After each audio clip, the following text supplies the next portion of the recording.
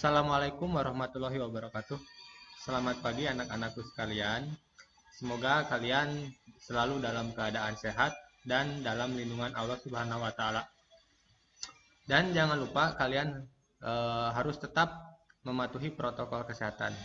Nah, kita bertemu lagi dalam mata pelajaran sejarah. Selanjutnya, kebijakan dalam bidang politik yang dilakukan Jepang. Yang pertama adalah membubarkan seluruh organisasi pergerakan nasional kecuali Majelis Islam A'la Indonesia, karena MIAI ini dianggap memiliki pandangan sama dengan Jepang, yaitu anti terhadap orang-orang barat. Kemudian yang kedua, struktur pemerintahan militer terdiri dari Gunsreikan, kemudian ada Gunseikan, dan yang ketiga adalah Gunseibu. Gunsreikan ini merupakan panglima tentara, sedangkan Gunseikan merupakan kepala pemerintahan militer, sedangkan Gunseibu merupakan koordinator pemerintahan. Sedangkan untuk pemerintahan sipil itu dibagi menjadi 10 karisidenan atau shu. Setiap karisidenan terdiri dari kota praja atau shi, kabupaten atau ken, kewadanan atau gun, kecamatan atau son, dan kelurahan atau ku. Ini merupakan struktur pemerintahan pada masa pendudukan Jepang. Kemudian membentuk berbagai organisasi propaganda dan juga organisasi semi militer serta militer untuk mendukung kekuasaan Jepang di Indonesia. Yang kelima, memasukkan tokoh Indonesia dalam struktur pemerintahan Jepang di Indonesia, antara lain Prof. Supomo, Husein Jayadiningrat, dan R.M. Suryo. Kebijakan Jepang dalam bidang ekonomi yaitu semua harta benda Belanda dan perusahaan milik Belanda disita. Selanjutnya, jenis perkebunan yang tidak berguna untuk perang dibatasi. Jepang memonopoli penjualan hasil perkebunan teh, kopi, karet, dan kina, melakukan kewajiban kerja paksa atau romusa, dan melaksanakan sistem ekonomi autarki. Sistem ekonomi autarki ini adalah sistem ekonomi yang mencukupi kebutuhan sendiri. Dalam bidang ekonomi, Jepang menerapkan sistem ekonomi perang, bahwa semua hasil ekonomi diperuntukkan untuk menopang kegiatan perang yang dilakukan oleh Jepang. Salah satunya adalah menanam jarak. Jarak ini digunakan minyaknya untuk pelumas mesin. Selanjutnya adalah kebijakan Jepang dalam bidang sosial budaya. Yang pertama adalah Jepang membentuk tonarigumi. Tonarigumi itu merupakan kumpulan beberapa kepala keluarga. Kalau sekarang ya RT. Kalau sekarang RT tujuannya adalah membangun gerakan gotong royong dalam masyarakat. Selanjutnya melakukan eksploitasi manusia dalam bentuk romusa. Romusa merupakan kerja paksa pada zaman Jepang.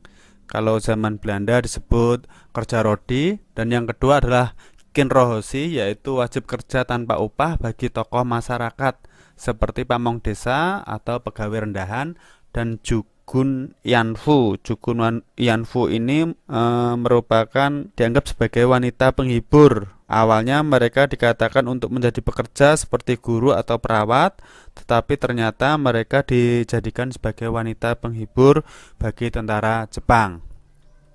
Selanjutnya Jepang membentuk Romokyokai, yaitu panitia pengerah romusa. Terjadinya perubahan stratifikasi dalam masyarakat yang mana bangsa pribumi tidak lagi menempati urutan terbawah, akan tetapi urutan terbawah pada masa pendudukan Jepang diduduki oleh orang-orang Eropa. Selanjutnya Jepang mendirikan Keimen Bunko Shidosa. Ini merupakan lembaga yang didirikan Jepang untuk mengurusi bidang kebudayaan. Kemudian Jepang juga melakukan Japanisasi, salah satunya dengan melaksanakan Seikerei, yakni upacara untuk menghormati matahari. Jadi setiap pagi orang-orang Indonesia disuruh untuk membungkuk ke arah matahari terbit. Jadi kita masih ingat bahwa julukan Jepang itu merupakan negara matahari terbit. Salah satu yang disembah adalah dewa matahari. Kemudian banyak sekolah yang ditutup karena para pemuda diwajibkan untuk mengikuti kegiatan militer.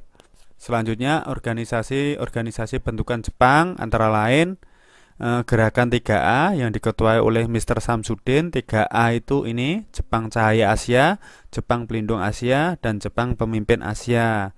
Tujuan dibentuknya 3A ini untuk propaganda menarik simpati bangsa Indonesia untuk membantu Jepang. Akan tetapi gerakan 3A kurang signifikan dalam mendapatkan bantuan rakyat Indonesia. Oleh karena itu gerakan 3A dibubarkan dan diganti oleh Putra.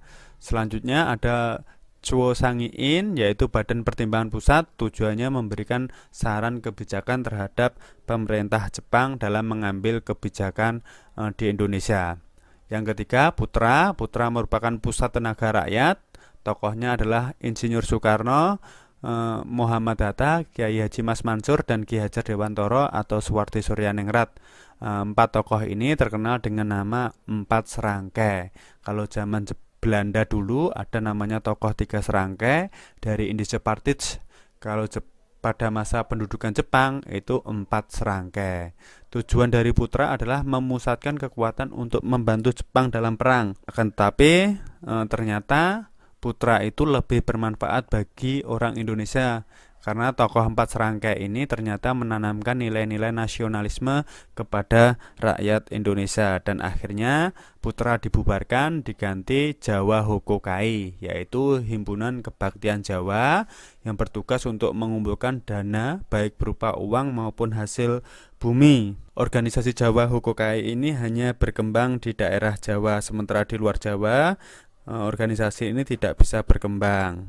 Selanjutnya, organisasi militer bentukan Jepang antara lain Heiho, yaitu pemuda yang memiliki usia 18-25 tahun, berpendidikan minimal sekolah dasar, diikutsertakan dalam berbagai medan pertempuran, contohnya saja di Burma, di Vietnam, di Filipina, dan daerah lainnya.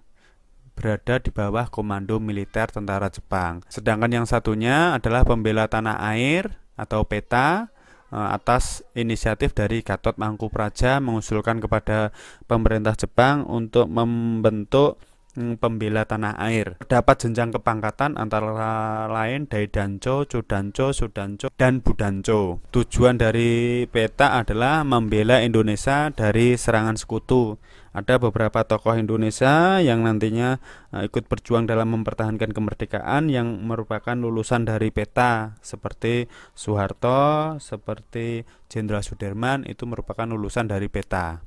Organisasi semi militer bentukan Jepang antara lain Seinendan, yakni Barisan Pemuda, Kaibodan Barisan Pembantu Polisi, Gakukotai merupakan laskar pelajar untuk sekolah menengah, Susentai Barisan Pelopor, dan Fujinkai Barisan Wanita. Selain itu juga ada polisi rahasia Jepang, yakni Kampetai. Pemerintah pendudukan Jepang yang sewenang-wenang kemudian menimbulkan berbagai. Nah, kita tutup saja pembelajaran hari ini dengan doa. Berdoa, mulai.